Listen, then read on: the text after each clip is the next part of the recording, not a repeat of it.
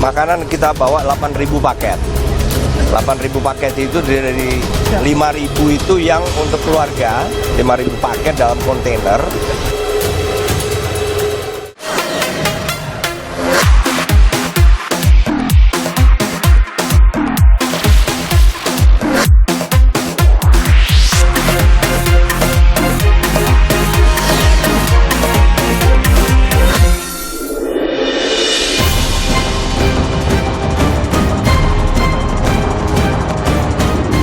Ulah Ferdi Sambo membuat banyak anggota polisi kena masalah.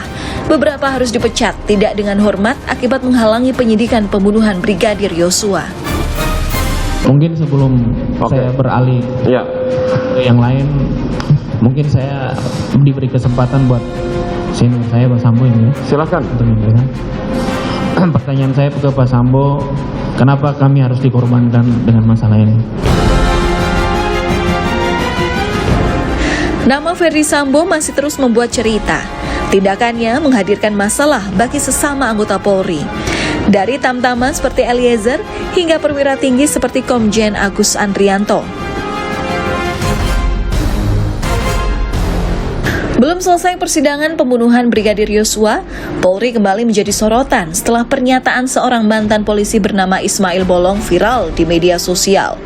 Klaim adanya setoran tambang ilegal menyeret nama Kabareskrim Komjen Agus Andrianto. Keuntungan yang saya peroleh dari pengumpulan dan penjual batubara berkisar sekitar 5 sampai dengan 10 miliar dengan setiap bulannya. Terkait kegiatan yang saya laksanakan, saya sudah berkoordinasi dengan Kabareskrim, yaitu ke Bapak Kabareskrim Komjen Pol Agus Andrianto dengan memberikan uang sebanyak 3 kali, yaitu pada bulan September 2001 sebesar 2 miliar, bulan Oktober 2021 sebesar 2 miliar, dan bulan November 2021 sebesar 2 miliar. Anehnya, Ismail Bolong membantah sendiri pernyataannya dalam video yang diunggah setelahnya. Nggak pernah memberikan uang kepada Kabareskrim, apalagi pernah saya ketemu Kabareskrim. Ya, itu kita ditanya waktu itu ditelepon sama Pak Hendra berapa kali? Saya telepon 3 kali melalui HP, salah satu HP Paminal Mabes. Kamu harus baca bikin testimoni katanya. Kapolri bertekad membongkar kasus ini. Langkah pertama dengan menangkap Ismail Bolong. Ismail Bolong sekarang tentunya tim sedang mencari baik dari Altim ataupun dari Mabes mencari. Ditunggu saja. Ya tentunya kita akan mulai dari Ismail Bolong dulu. Nanti dari sana baru kita periksa. Karena kan kalau proses pidana kan pasti harus ada alat bukti yang Ketua Indonesia Police Watch mendorong Polri untuk menuntaskan persoalan ini. Tidak hanya meminta keterangan Ismail Bolong, tetapi juga memeriksa surat penyelidikan yang pernah dikeluarkan oleh Kadif Propam saat itu, Ferdi Sambo, dan dilaksanakan oleh Karupaminal saat itu, Hendra Kurniawan.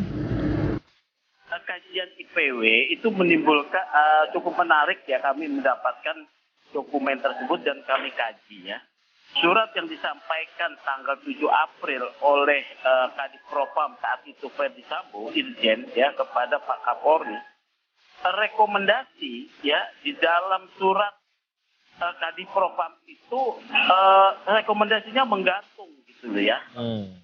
Karena di dalam rekomendasi tersebut meminta agar Kabareskrim melakukan pengawasan terhadap dugaan praktek tambang ilegal.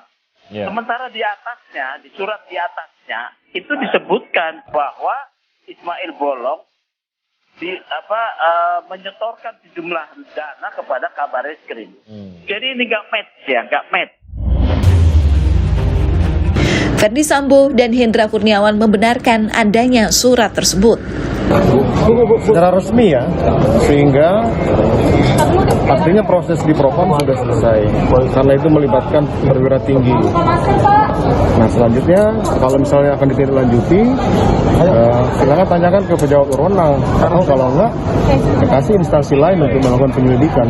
Gitu. Tapi Ismail sama sama Kabar Reskrim sempat diperiksa Pak sama Propam. Pak, tapi penyelidikan itu betul nggak Pak? Kemarin Pak RT sih udah konfirmasi. Yang mana? HP betul itu. Itu benar ke Pak Indra meriksa.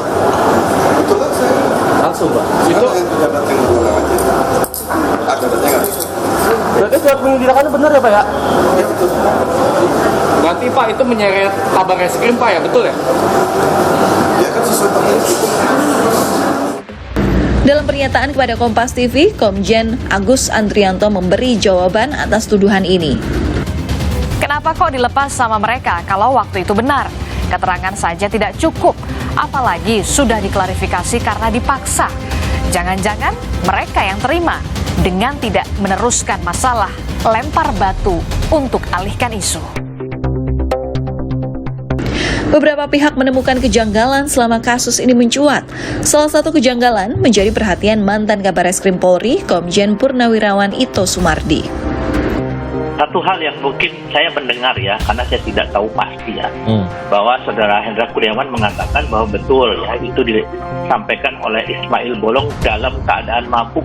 Nah ini satu hal yang menarik, karena dalam norma hukum pidana seseorang itu pada saat diminta keterangan, pertama yang ditanyakan adalah apakah saudara dalam keadaan sehat ya. Di situ kalau misalnya tidak dalam keadaan sehat, apalagi dalam keadaan mabuk, maka pernyataan itu adalah dianggap tidak sah ya. Aktivis pertambangan menyatakan dalam bisnis pertambangan ilegal memang ada upaya untuk membungkam kerja aparat penegak hukum dengan setoran uang tunai. Kami di Jatam itu menduga kuat salah satu modus untuk membuat aparat penegak hukum tidak bekerja adalah melakukan upaya-upaya dengan godaan setoran tunai. Nama-nama itu sesungguhnya sebelum video-video beredar viral seperti saat ini, nama-nama itu udah beredar di kampung-kampung, apalagi misalnya di wilayah Parangkayu atau di beberapa wilayah di Samarinda. Dan maksudnya nama-nama itu termasuk nama Kabar Reskrim?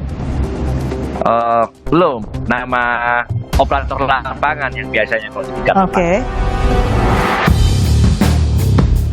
Polisi memang harus berbenah. Belajar dari kasus Sambo, kekuasaan petinggi Polri harus dibatasi dan diawasi agar tak menjadi duri bagi institusi ini.